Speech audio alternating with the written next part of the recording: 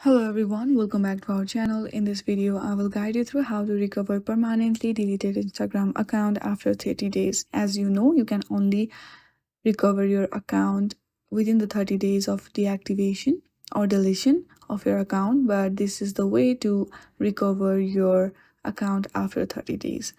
Open the browser and type instagram.com/support. From there, you will be linked to the Instagram support page.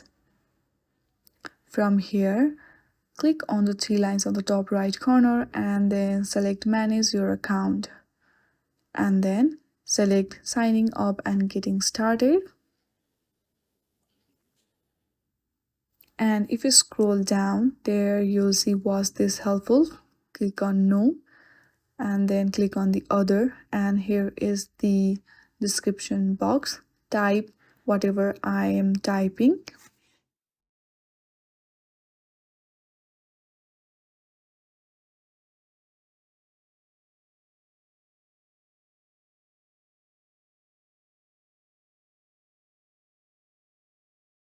After all this, do not forget to type your username and email address and then click on submit.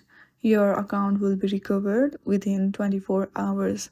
I hope you like this video. If you like this video, then please do not forget to like and subscribe to our channel. Thank you for watching.